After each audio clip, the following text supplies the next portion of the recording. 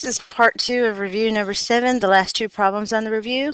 We are going to solve each of these equations. And so we're going to start by drawing our line down the equal sign. Next we'll see we have parentheses, so we have to take care of the parentheses. The number out in front of the parentheses is a 1 if you don't see it. So the number we need to distribute is a -1. Nothing happens with the 4x, so we're going to bring it down and just rewrite it. We're going to distribute the -1 into the box. So we'll multiply 3x times a -1, that's a -3x, and a -1 times a +7 is a -7. We'll bring our numbers out of the box, so that's a -3x and a -7. On the other side, we still have 9, nothing's happening with it. Our next step is, can we combine terms on terms on each side? And yes, we can. We have a 4x and a -3x. We can combine. 4x minus 3x is a 1x. We still have the -7 equals to 9.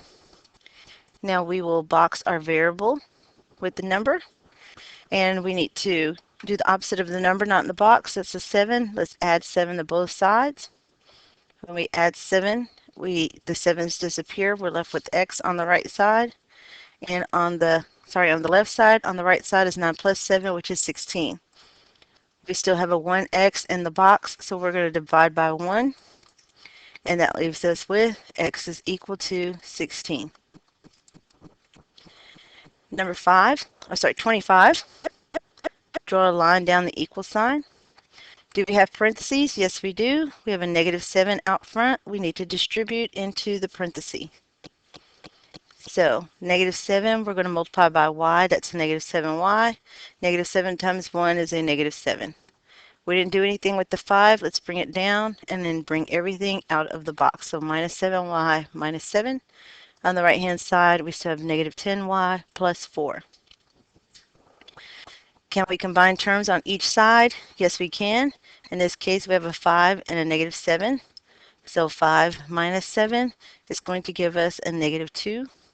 We still have a -7y equals 2. On the other side, there's nothing to combine, so we continue to write -10y plus 4.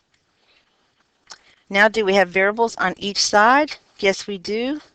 We have a variable, the -7y, and we also have a 10y. So because we have on each side, we are going to combine them by moving the one that's on the right to the left. So the -10y that's on the right, we want to move it to the left, and we are going to cross the line, so we'll change the sign. It becomes a +10y, where we're doing the opposite of what we started off with.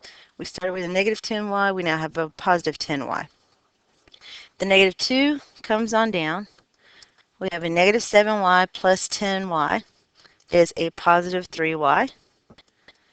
On the other side of our line, we have -10y plus 10y. That's going to be 0, and we're left with a 4. So our new equation is -2 plus 3y equals 4. Draw my line, box the term with the variable, that's the 3y. We have to do the opposite of the term that's not in the box. That's the -2, so the opposite would be +2. -2 plus +2 is 0. We have 3y equals 2. 4 plus 2 is 6. The 3y is in our box, so we do the opposite of what's in the box. We're going to divide by 3. That gives us y equals 3. Sorry, y equals 2, because 6 divided by 3 is 2. Okay, that concludes part 2 of the review number 7.